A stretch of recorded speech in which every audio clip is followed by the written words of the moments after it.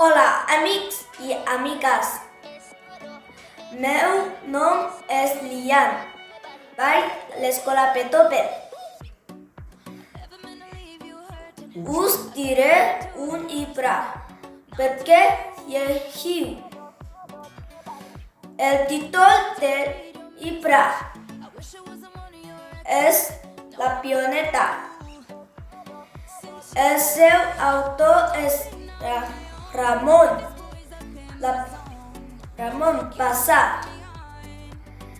Els protagonistes del llibre són en Pere i la Maria.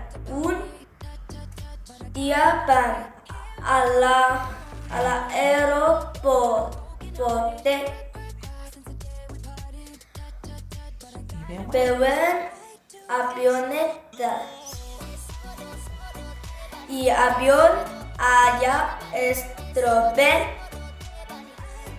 amb el seu pare que és pilot d'una avioneta i els convida a volar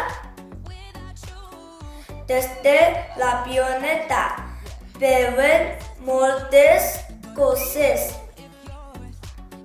El llibre m'ha agradat perquè m'agraden els avions. Si voleu saber el final del llibre, llegiu-lo. Adeu, amics i amigues.